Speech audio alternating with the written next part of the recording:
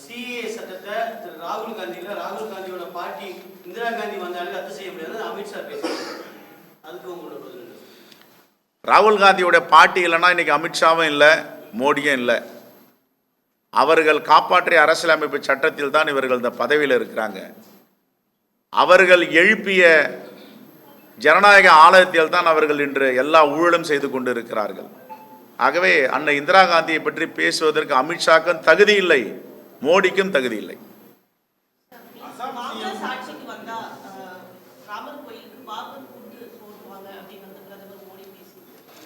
அவர் எல்லாத்தையும் எருமையை பற்றி பேசியிருக்காரு, தாலியை பற்றி பேசியிருக்காரு, சிறுபான்மை மக்களை பற்றி பேசியிருக்கிறாரு, அப்புறம் தலித்துகளை பற்றி பேசியிருக்கிறாரு. அதை பற்றி பேசாதே கிடையாது. ஆனால் ஒன்று மட்டும் சொல்லுகிறேன், இந்த தேசத்தில் ஒரு கட்சி இருக்கிறது என்றால் தேசிய அளவில் எல்லோருக்குமான கட்சி காங்கிரஸ் பேரியக்கம்.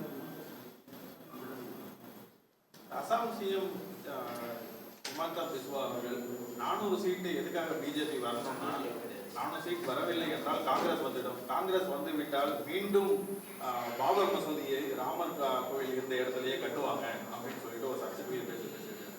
உண்மையே பேசாதவங்க தானங்க பாஜகவை சார்ந்த. உண்மை தெரியாது. நான் ஒரே ஒரு சொல்றேன், நம்முடைய அதுக்கு உதாரணம் நம்ம தமிழ்நாட்டு பாஜக கிளை. அவர் அண்ணாமலை பேசுகிற வெறுப்பு அரசியல், பொய் அரசியல், உண்மை இல்லாத அரசியல், உண்மைக்கு புறம்பான அரசியல். ஒன்றே ஒன்று கச்சைத்தீவு விஷயத்தை நாங்கள் 4 நாள் ஆகுது கேட்டு, இது வரைக்கும் மறுப்பும் சொல்லலை. அதுக்கு ஏதாவது பத்திரிகையாளர் சந்தித்து சொல்லல. ஒரு குற்றச்சாட்டு வைக்கிறது எதிர்கட்சின்னா ஏன் பத்திரிகையாளர் சந்திக்க மறுக்கிறார்? சொல்ல வேண்டியதுதானே இதில் உண்மை இருக்குன்னு. உண்மை இல்லைன்னா உண்மை இல்லைன்னு சொல்லுங்க. நாங்கள் சொல்கிறேன்ல, கேட்குற கேள்விக்கலாம். அசாம் முதலமைச்சருடைய பார்வை RSS உடைய பார்வை, எங்களுடைய பார்வை தேசிய பார்வை.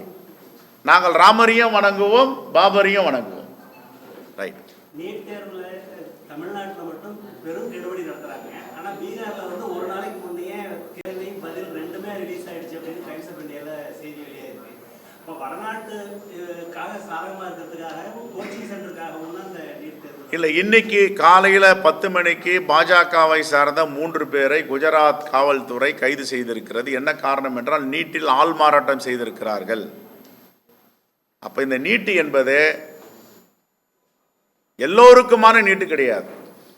இந்த பைஜூன்னு ஒரு எஜுகேஷன் இன்ஸ்டிடியூஷன், இது மாதிரி நிறைய எஜுகேஷன் இன்ஸ்டிடியூஷன் இருக்குது. இவங்களை எல்லாம் 50 லட்சம் கோடி, 1 கோடி 2 கோடி இல்லை, இந்த எஜுகேஷன் இன்ஸ்டிடியூஷன்லாம் 50 லட்சம் கோடி வருடத்திற்கு சம்பாதிக்கிறார்கள். இந்த பணம் எல்லாம் எங்கு செல்லுகிறது?